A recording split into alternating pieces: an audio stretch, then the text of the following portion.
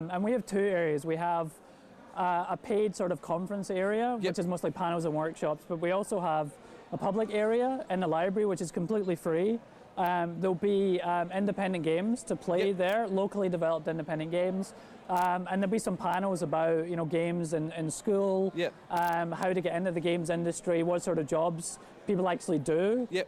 So you're kind of appealing to the two kind of markets, the fresh ones coming into it, and obviously the kind of, not necessarily experienced, but the ones who are either have like their foot in the door, or they want a little bit like to expand their mind as far as video games go. And that's a good way of putting it. We have those two very clear sort of areas. And yourself being the independent game developer, I remember, it's funny, I remember last time I spoke to you, and I use it with every time someone asks me, all the kids always ask me, what is the one thing Australia needs to be a good developer? And I always say, a AAA title, because I don't believe Australia makes middle managers good enough to put one together. And that was your words. I stole it. The middle management was my bit, but I stole the rest of it from you. So, what do you think about that? Should I shut up and not quote? I think I've softened slightly on that stance. I think it would still help. What Australia really needs, and what anywhere needs that has any sort of game development, is a broad ecosystem of developers. You need that AAA space because they employ a lot of people. There's strong production values, really interesting projects, so people can kind of go into those studios and learn how to develop. You need the kind of the mid-tier stuff, which is what Australia does very well. Doing licensed stuff, probably not as big. I still remember Transformers from Melbourne House. It's one of my favourites. Yeah, exactly.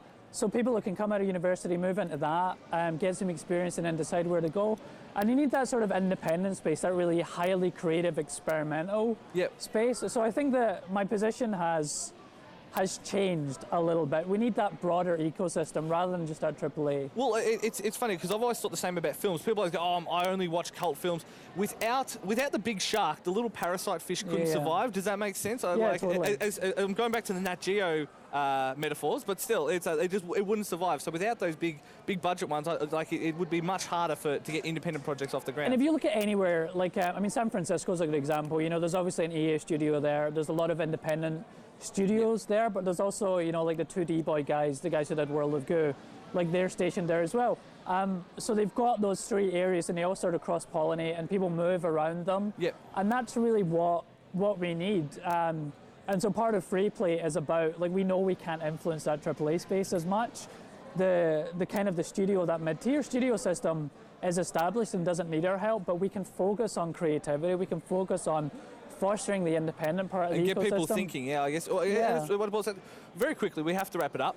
Congratulations. Cool. You are now working for the GDAA. You're on the board, aren't you, I believe? I'm on their newly announced committee, and I'm not quite sure what I'll be doing because it was only announced yesterday, but I think part of what I hope to be doing is bringing some of that independent spirit and that independent focus on creativity. Well, it's a bit of a reflection in a shift in the industry, really, I think, because before it was always big stuff, but I mean with the rise, I mean things like Braid, I mean there's plenty of independent titles you could list. I think in the past couple of years we've really seen independent development come into its own.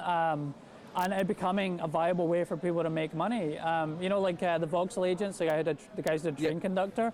3 or 4 people, they've got a sustainable company. Firemen, the guys who did Flight Control, sustainable stuff there. They've just exploded. The XBLA, Steam, PSN, these are places for people to get their projects out there. It's not like you have to press the disc, it's not like you have to make the big experiences. And you can, the rise of the iPhone has meant that people can do smaller projects and get them out there. Well, absolutely. Well, thank you very much for joining us again. It's always fantastic to talk to you. We will see you at Freeplay. Cool, thank you.